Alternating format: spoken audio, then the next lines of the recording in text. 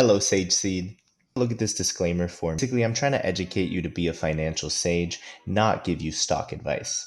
I have for us today the latest annual report of Apple Incorporated, Cupertino, California. Grateful investors chomping at the bits to see what new dividends are in store. Let's dive in so that our wisdom can blossom. The income statement. Probably the most copied accounting decision in the current century. Net sales broken into products and services. So we can see exactly how much iPhone sales are slowing down. But it's too late for them to change the accounting now. Revenue has decreased, but their gross margin is surviving nice and high. Despite a reduction in SG&A, probably laying off people, net income did have to decrease by almost $3 billion. Oh, boo-hoo, Apple doesn't get its extra $3 billion. I would agree, mainly because this is just a couple of percentage points of a decrease. A blip, not even enough to disrupt the earnings per share from continuing to increase. Wait, but didn't they make literally less money? How is their earnings per share actually higher? They don't give you dividends in the traditional sense. They buy back shares so huge that even a decrease of $3 billion can't stop that share buyback train from rolling. Take out a sheet of paper, do the math. Less shares means higher earnings per share. So again, I say, the balance sheet. Apple's still pushing money into marketable securities. Remember last year we discovered that Apple probably should be considered one of the largest banks in the US. A decrease in the marketable securities listed as non-current assets, meaning that a big chunk of these presumably bonds have actually come up near their maturities. So Apple about to receive tens of billions of dollars that it might genuinely still not know what to do with. Will investors get an extra special dividend this time? Most likely not. Statement of cash flows. Apple employees for the first time breaking more than $10 billion in share-based compensation in a single year. More or less what it takes to put up with whining investors. Genuinely, most of Apple is buying bank securities.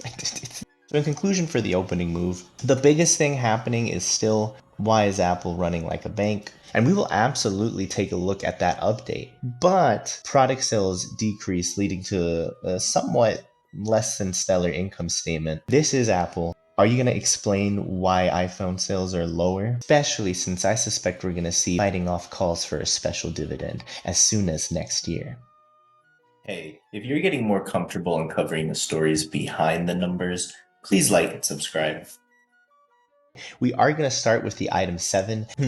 Okay. Apple doesn't usually start with this disclaimer nonsense as the very first sentence. Distract investors, hoping that they don't read further. Sneaky. They should have led off with is company's total net sales decreased 3%. All these other needless paragraphs and headers, hoping that I don't read through. Because we are going to read through. Sage Seeds channel, come on. And then, forgive me, half-baked excuse. It was the weakness in foreign currencies. Why aren't US dollar sales high enough to cover this, first of all? And second, why aren't net sales in general high enough to cover this? Foreign currency translations. That you're not going to admit that you barely have any growth. Immediately shifting to this little section where they're giving us all the highlights of what's coming up in the next couple of quarters to kind of get us more excited about the future rather than asking too many questions about the present. That being said, there are some cool things in here. Finally, a 4K Apple TV that can presumably run other people's apps. Of course, the Apple Vision Pro, memeable content, up until Zuckerberg ruined it. And we are getting new versions of the iPhones, the Apple Watches, the MacBooks, all the usual suspects. And here, peace flag that they've been waving towards investors for almost a decade now. The company announced a new share repurchase program of up to $90 billion. 1 year, they could buy a huge chunk of the S&P 500. Apple makes it abundantly clear year after year that they don't want investors to ask much of them.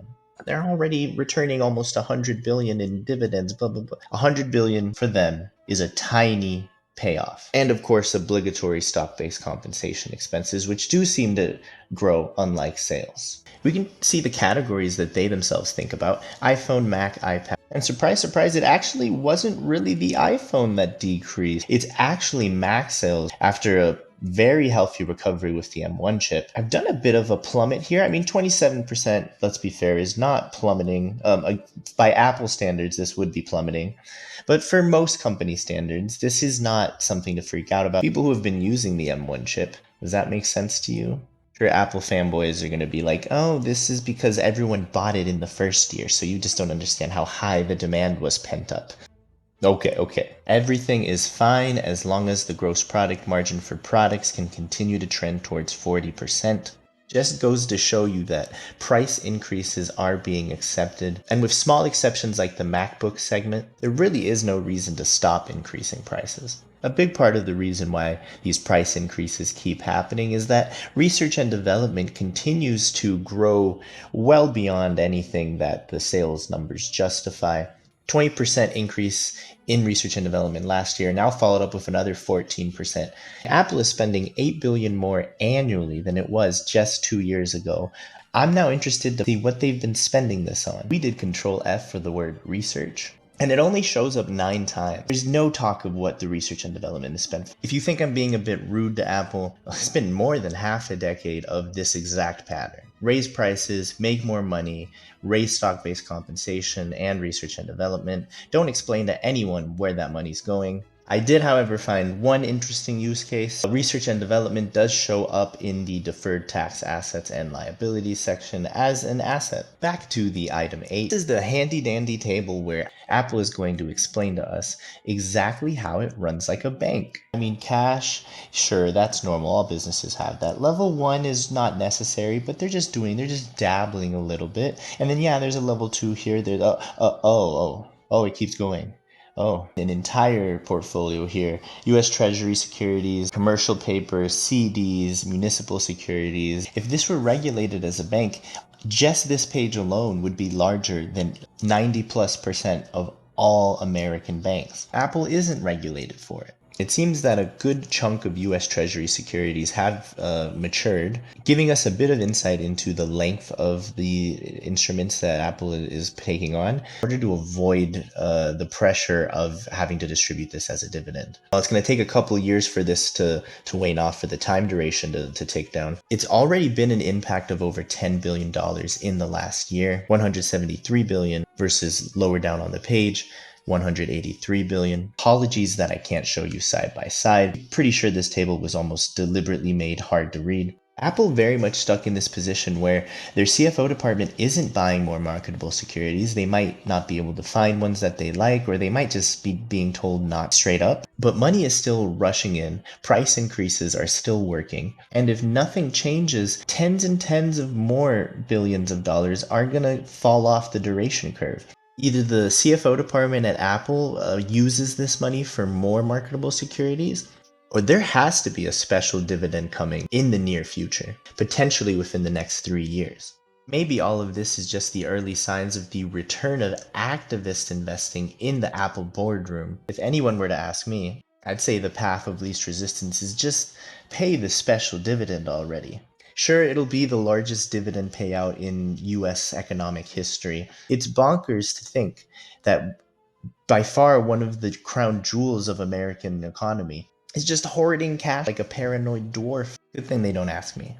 Apple is a very profitable company. Even though they make money on the income statement, these investors that are buying Apple shares have to realize that you have to be very careful about the price when the company doesn't return money. I know they're returning 90 billion in just share buybacks. That's impressive, yes, all right, it's impressive. But the relative percentage of that is so tiny that it really makes it difficult to invest unless the price is really good. So I'm going to say this is like sub 40 percentile. I'm guessing it's between the 40th and 60th percentile. What do you think the Sage Seeds AI ranking is going to be? Sage Seeds AI is trained to identify value investment opportunities. Tell your friends about it, get them to guess as well. Whichever one of you guesses the closest is clearly destined to become a financial sage.